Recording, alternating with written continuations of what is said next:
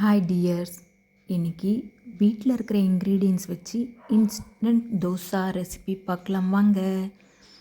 ஒரு மிக்ஸி ஜாரில் 1 கப் ரவா, அது கூடவே 2 டேபிள் ஸ்பூன் ஆஃப் கோதுமை மாவு,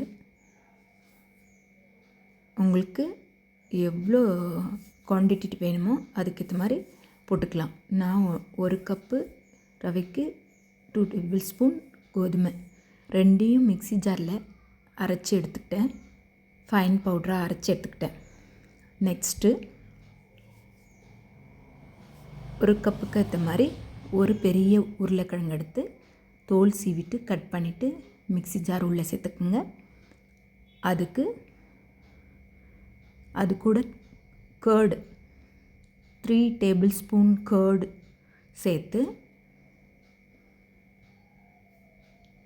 ஏன்னா நம்ம இன்ஸ்டண்ட்டாக செய்கிறோம்ல தோசை, அதுக்கு புளிப்புத்தன்மை வேணும், அதுக்காக கர்டு சேர்த்துக்கிறோம். 3 டீஸ்பூன் கர்டு சேர்த்து மிக்சியில் அரைச்சி எடுத்துகிட்டு வந்துடுங்க. கொஞ்சம் அதுக்கு தேவையான அளவு தண்ணி மிக்ஸ் பண்ணிக்கணும்.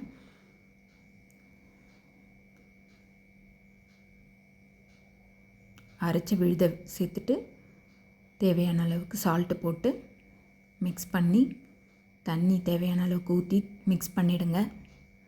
மிக்ஸ் பண்ணிவிட்டு 2 மினிட்ஸ் ஊறட்டும். நம்ம அடுப்பில் தோசைக்கல்லை வச்சு தோசை சுடலாம். இது நான் கிறிஸ்பியாக வரும்னு சொல்ல மாட்டேன். இது இன்ஸ்டண்ட்டாக செய்கிறோம்ல, அதுக்கு கொஞ்சம் சாஃப்டாக தான் வரும், ஆனால் நல்லாயிருக்கும். இதுக்கு கூட தேங்காய் சட்னி வச்சு சாப்பிடலாம். நான் காய் சாம்பார் தான் இருந்தது, அது கூட வச்சு சாப்பிட்டேன். ரொம்ப டேஸ்டியாக இருந்துச்சு. வீட்டில் இருக்கிற சிம்பிள் இன்க்ரீடியன்ஸ் வச்சு தோசை ரெசிபி ரெடி. நீங்களும் செஞ்சு பார்த்துட்டு எப்படி இருந்துச்சுன்னு சொல்லுங்கள் ஃப்ரெண்ட்ஸ். Thank you friends.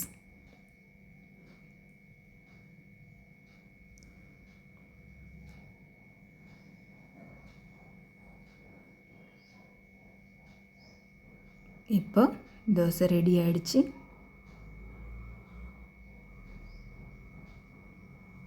எல்லா பக்கமும் கொஞ்சம் ரோஸ்ட் ஆகிற அளவு விட்டு திருப்பி போட்டு எடுத்திங்கன்னா தோசை ரெடி.